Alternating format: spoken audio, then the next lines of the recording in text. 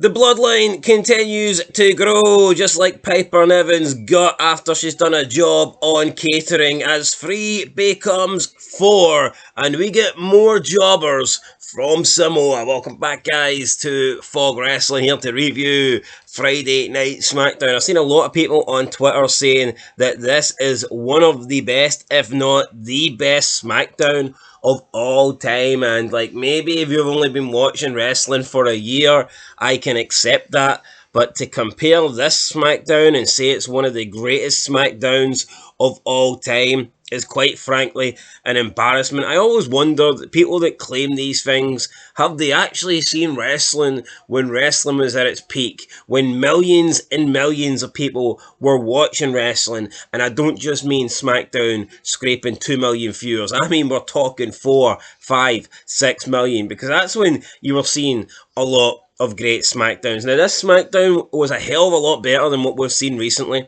not going to deny that, but it still wasn't one of the greatest of all time. Nowhere near one of the greatest of all time, right? I mean, we're probably looking at the best SmackDown, one of them this year. I mean, I'd probably say one of the ones with The Rock was definitely better, but it just shows you, when people come out with these statements, I don't think they've ever watched anything of the Ruthless Aggression Attitude Era. It's just a wild claim. It's bullshit. It's like AEW. I mean, at least when AEW says, oh, that's the best show we've put on, the bar ain't high.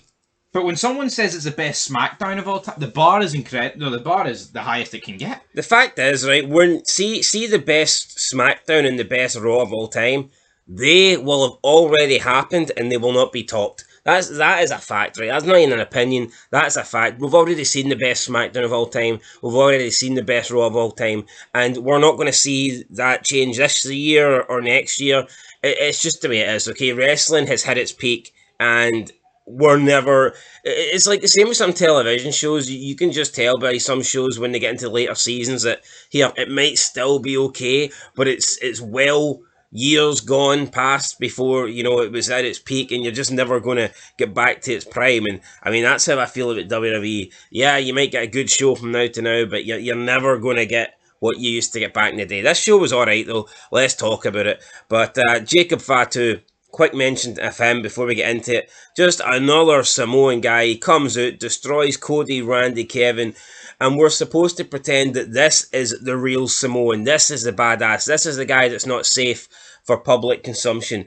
And they said the exact same thing about the other two. When the other two came in, they were supposed to be dangerous. They were supposed to be like unhinged, and you know, we shouldn't want them in WWE. Roman didn't want them. They were too dangerous for Roman. And now they're saying the exact same thing about this guy. But when you look at the other two, they've effectively turned into jobbers. They are essentially to Solo Sikoa what those two Indian guys were to Jinder Mahal. They're just two guys to come out and sell some bumps, sell some moves. Because that's all we've seen over the past couple of weeks. Randy Orton beating Loa Tanga and Tama Tonga. Where's the character, though? I mean, you look at the Shield, each member had character, even if one was a clear leader. NWO, look at Scott Hall and Nash, the character they were oozing compared to Hogan. Well, not that Hogan didn't, but like, if you compare all three of them. See these three guys that are behind Solo. They're so interchangeable. I mean, you take... No, it's the same guy. They're all the same person. May as well be. There's not one... What is one key difference between them all? Yeah, he's called Tanga and he's called Tonga. Aye, alright. See these three guys, they could be just henchmen with masks and it wouldn't make a difference. No, it wouldn't make a difference. This could just be hired security for Solo Sikoa and it wouldn't change anything. Every good faction in history, right? You had members and they were all different. I think that's why Evolutions worked perfectly, because everybody was different there. And at different stages. Like, I mean, like the Horseman, right? But you've got Flair, then you've got like the Enforcer, Arn Anderson, then whatever other version you want to go through. Like, they were all different. This is the same. Who are they going to add next? Some other guy that looks the exact same? And in seeing 2 weeks' time, I guarantee it, see this Jacob Fatu guy, he will be jobbing it just like the others. He will be getting his ass whooped just like the others. But anyway, let's get into it. CM Punk comes out in Chicago. He gets a big pop or whatever. Although I don't think it was that good of a pop. I must be honest. I thought Chicago he'd have got a much bigger one, but it is what it is. I mean, you compare this to like what Drew got in Scotland. I mean, it was It was very tame. Yeah, I think what we're seeing though is just that the overseas crowds are better than America, and Chicago for Punk is as good as it can really get. Yeah, but we've seen better CM Punk Chicago crowds. No, we I have. think this might be one of the worst reactions I've seen Punk get in Chicago. I think it probably is. Obviously, is one in AEW Rampage. That was a lot better than this. I'm pretty sure we've been in Chicago since CM Punk returned to WWE, and it was better than this. I mean, it was just weird. I don't know. Sure, he returned at Survivor Series. That was good. But was the segment any good? It was kind of just about yesteryear. Went to 2011. I did this. Then he talked about how he screwed McIntyre. Extra security in Glasgow, but I snuck through. But then it's like Heyman comes out. Heyman's looking like shit. Punk points this out. Then you don't look too good, Heyman. I mean, when's the last time Heyman did look good though? When was the last time Heyman was in great shape? I mean, wow. I mean, honestly, like, has he ever been in great shape? Great shape. I would probably say, about the 70s or something. Well, I was going to say like the mid 2000s. I think when he came out with ECW, he was a wee bit mobile. Down. Anyway, Paul Heyman gives Punk a hug because he says he needed that. CM Punk says, "You're the only guy, Paul, that could come out and interrupt my promo and have these people chanting Roman Reigns." And then as soon as he said that, they stopped chanting Roman Reigns, started chanting CM Punk again. I don't quite get it. Roman Reigns isn't here, whatever. Paul Heyman says he needs a favour for Punk, and he needs him to basically get the hell out of this ring, because if he doesn't, he's going to get hurt. The Bloodline are going to take him out. And Punk isn't ready to leave. He doesn't really care about the Bloodline. He then says to Paul, "You said you wanted a favour. What's that favour?" And Heyman is like, "Take me with you to Raw." So Heyman wants to bail. Heyman wants to leave SmackDown. Heyman's done here. The Bloodline then come out. Solo Sikoa, the other two Longa brothers come out. They close down Punk. Out of nowhere, Cody comes with a baseball bat, chucks one at Punk. Punk and Cody have baseball bats, and the Samoans retreat. Just Cody Rhodes, didn't need to see him in this segment. Didn't really offer much. Came out, bored me. He didn't even say anything and he bored me. Just his boring suit. Yeah, I mean, the two baseball bats, it just felt like WCW was Sting, but really cheap version of it against the NWO. That's what it felt like to me. And I just think Cody Rhodes, next to CM Punk, there's only one star for me, and it's CM Punk, who is his most frailest. I don't think he looks... I think CM Punk's stature, he kind of looks a wee bit weaker. I say? Yeah, I don't think he's probably not been in the gym as much. When he first came back, he was looking jacked. Doesn't really look jacked anymore. He says that the Usos are just he says that the Loas are just fake Usos, and that Solo Sikoa is a phony cosplay tribal chief. Just a little bit gay into it, cosplay. I mean, you can't argue with it though. No, I mean it's true what he's saying. Like, what he said. I mean, it was hardly pipe bomb of the century. Like, I mean, he was speaking truth. Like, this faction is lame. No one's denying that. It's a shit. It would work more if they were actually good, and he said it. But the fact that they are shit, and he says it, just buries them and doesn't do much for me. That don't do much for me, brother. That don't work for me, brother. Oh shit, can't talk about Hulk Hogan on this channel. Let's move on. What did we get next? First match, Bianca Belair versus Chelsea Green versus Michin in the women's Money in the Bank qualifying match. Chelsea Green wins. Why the hell is Michin everywhere? She's like in every single match. I just don't get it. She's been thrown around like she's some sort of, savior, like she's The Rock and she needs to be on every single show, and it's like, no! I mean, you're just a jobber. A 35-year-old person that has never achieved anything should be getting faded out. I don't know why you're taking up so much TV time, but whatever. Chelsea Green wins. Money in the Bank's in Canada. She's Canadian. Probably as simple as that. Speaks for itself. I mean, she pinned Michin. She was never going to pin Bianca. But as for Michin, what are we doing here? Like, if you're going to have somebody actually appear on all the shows, then it makes sense for it to be like a Punk, free agent status. Remember they did that like with Brock a couple of years ago, or with Baron Corbin as well. Yeah, why does Michin not deserve free agent status? Yeah, well, no, because Michin got dirt on Triple H. She was in that women's ladders match for the North American title. She was getting a title shot the past week there at NXT. She was in that little mini feud with Nia Jax, who is the Queen of the Ring. She's in this. She's on SmackDown and NXT every single week. Does she know someone? And she seems to be getting like prominent roles. She's not. It's not like she's been squashed. Aye. She's actually getting in big feuds or big matches, or semi-big. relevant stuff. You know, it's not like she's just out there to lose in 2 minutes. No, it's... Or she's backstage and catering. I don't get it. I mean, Keith Lee's not in the company, so it's not even a case of like, oh, he's getting pushed, so they'll push his wife.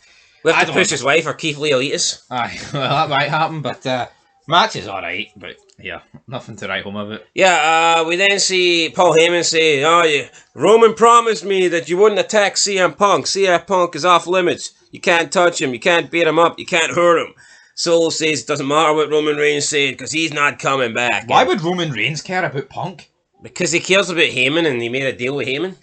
It's a bit weird, isn't it? I mean, there's not a lot of people that Heyman's been... What about Brock? Sure, he's fucking best buddies with him once. Yeah, where was that deal? I mean, Roman and Brock fucking were killing each other, so I don't quite get it. Is everybody in ECW off limits? Everybody knows what to know. Anyway, right, so we get that. Then we have people arguing backstage. The gates come up and it's CM Punk. He's laying there bloodied. It's Drew McIntyre. Drew McIntyre, fireman carries CM Punk out to the top of the ramp. Just drops him there. And that's it. Nick Aldis comes, shouts at Drew McIntyre. McIntyre says, I'm gonna kill you. And Nick Aldis gets security to get rid of Drew McIntyre. Right, look. Good visual effect, 100%, not denying that, but it's like, this is like a WWE special. Why couldn't we get to see the attack? And there'll be people saying, well, more is less, use your imagination, what happened? No, that's not how it fucking works. Remember when Cody was getting battered by The Rock, and that was great? We didn't have to use our imagination because we've seen what The Rock done to him. This would be the equivalent of not seeing any of that, and then the camera literally pans to The Rock, and The Rock's just standing out in the rain with Cody Rhodes laying down there bleeding, rain pissing on him. I'll give them the benefit of the doubt. I think maybe because Punk is injured, they didn't want to do anything too physical. He's just got cleared. Oh, did it? No, he's not been cleared yet. He's going to get cleared. But going to and is... Oh, you can't do it. It's fake. I'm not asking. We put on a fucking 20. You see, CM Punk can't do a couple of backstage spots without getting injured. Probably not. To be fair, but he's made out of glass. So I know. I mean, come on. I take it back, brother. No, here. That's all I'm saying. Drew McIntyre can't fucking head launch him into a couple of steel ramps. Ray McIntyre, Ray Mysterio style. Aye, WCW, like a dart or something. I just don't get it. And then McIntyre comes out and he doesn't even say anything. And I get it. Sometimes actions speak louder than words, but I think if Drew McIntyre's not going to say anything, then I think we need the beatdown. And if we're not going to see the beatdown, then I think we need Drew McIntyre to say something. Is that fair? I agree, yes. But instead, we didn't see the beatdown, and Drew McIntyre didn't say anything. So it was like, as cool as a visual as it was, I just think it was missing something. No, I agree. I thought it was a good segment. Cool to see blood, though. Yeah, they're using a lot more blood. Which is good, not going to complain about that. And I like the fact they did reference, by the way, the Wyatt Six quite a lot throughout the show. Aye, lots of security here tonight. They couldn't protect CM Punk though. Anyway, it was okay, it was decent, but I just think that it would have been better if we'd seen more. If we'd have seen, I don't know, something actually happen. Seen how the physicality went behind the steel ramp shutters, whatever they're called, gates. We then get Randy Orton, Carmelo Hayes, and Tama Tonga. Money in the Bank qualifying match. How did this go? Well, didn't go very good here, but Hayes won. Hayes picked up the victory. One of the Tama Tonga Loa brothers came out, whatever they're called, distracted Orton. Carmelo Hayes roll up 1, 2, 3. Good for him. He's going to Money in the Bank. We then get Logan Paul, LA Knight, Santos Escobar. LA Knight wants to speak with Logan Paul. Santos Escobar comes out instead. He says that you're chasing Paul like a desperate Chicago fanboy. It's embarrassing. Is this the best Santos Escobar has? Insults home crowd, does it in a really shitty fashion, and he probably thinks he's the best. He probably thinks he's the bee's knees. No, I thought it was garbage. Yeah, he was pronouncing words just completely and utterly. He said Ocon instead of Icon. It's like, all right, mate, get it right. LA Knight takes care of him, but then Logan Paul comes out, attacks LA Knight from behind, and that was it. At least there's some sort of segment, though, to actually set up the match next week. Yeah, titanium punch there. Like, it's better than just a triple threat match being announced and they're in it. Yeah, speaking of title threat matches, next one, Kevin Owens, Grayson Waller, Andrade, Money in the Bank qualifying match, and the winner is Andrade. So they're doing absolutely nothing with this guy, putting him in the Money in the Bank match, which he ain't going to win. Let's just keep it real there. I thought they would have put Kevin Owens in it, but maybe there are bigger plans for him involving the Bloodline. Looks like we could be seeing something similar to that. So I wouldn't be surprised if we get like Bloodline versus Owens, Rhodes, and Orton at WrestleMania. Money in the Bank. Tiffany, that's it. Tiffany Stratton. WrestleMania, really. Tiffany Stratton then pokes fun at Michin for losing her qualifying match. Stratton says that she knows how to handle pressure and she'll win her qualifying match next week. Michin says at least she doesn't need to crawl to Nia Jax for protection. Stratton goes to slap Michin. Michin blocks it, delivers a slap of her own, but then Nia Jax blasts Michin with the running body avalanche from behind. And again, you're just getting Michin. What is it with me? And it's not that I've got anything against her, because I'm not saying she's worse than the average, bum on the roster, female down that neck of the woods, but it's just very strange. Like, over the past month, she has been literally getting... The most used person. I'd say she's the most used female, probably outside of Liv Morgan, but because she's on both SmackDown and NXT, she's probably actually surpassed Liv Morgan's screen time over the past month. Easy. Absolutely, yeah. I think there's a case she's the most used across the board. Yeah, including me. Well, it could be, because she's the only one that's real. Yeah, sometimes there's multiple people that maybe appear on both shows, but she's appearing on both shows every single week. And if she's not in a match, which she normally is, then she's in a prominent backstage segment. Very, very weird. Anyway, then we go into the fourth match, and it's Cody Rhodes versus Solo Sikoa. Everybody comes out. We get the jobbers come out. Tamalonga, Tamatoa. Then we get Orton and Owens. They take care of them. They baller, just beat them up like they're not even there. It's then a 3-on-1. The corner, Solo Sikoa. Solo Sikoa's pleading. He's begging. He wants help. Then he looks up smiling. He doesn't need help. And then Jacob Fatu comes in. Lays the smackdown, pun intended. Super kick. So I think when you're a killer and you're coming in and the move of your choice is the fucking same move that everybody in this faction seems to use, I think that's poor. It's not like you've got a sweet chin music, right? You're throwing super kick, jobber super kicks like the Usos. You're supposed to be a killer and you're coming in and your first move, your knockout blow is a super kick. Yeah, no, it's an awful way to introduce them, but it's like, as we said at the start, they're just...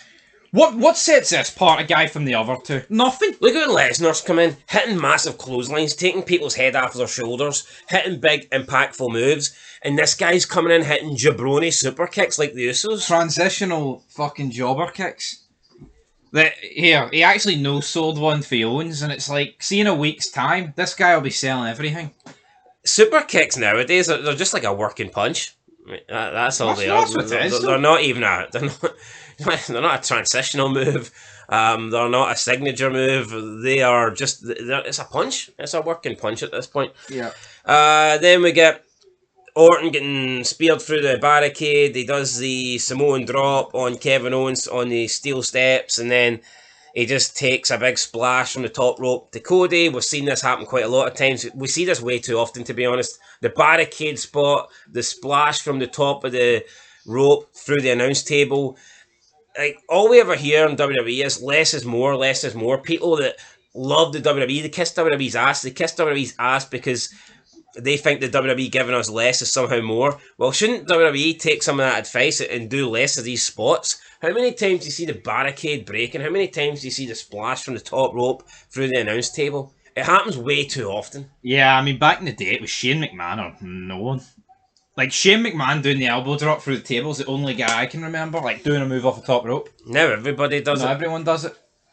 And it's a shame, but that was your SmackDown. I don't think it was as good as Raw. We gave Raw, what, 4.5? Fatu poses with the Bloodline, show goes off the air. I can't look at these guys and think, oh, they're main eventers. I just see 3 fucking jobbers. Yeah, I'll give it a 3 out of 10. Yeah, I'll give it a 3 as well. There you go, guys. There's a lot on it. It should have been higher. I think, what else could have been on this? What was missing from this to actually make it much better? It's what they did with it. I think. Also, no follow-up with AJ Styles or nothing, so he just quits and that's it. Is he quit legit? Is he not coming back? Bit lame there. It's like you to see the OC on SmackDown. Well, that's true. I take my wins one at a time. We got 1/4 of the DLC. Oh, yeah. And we seem to get her every week. Till next time. Peace.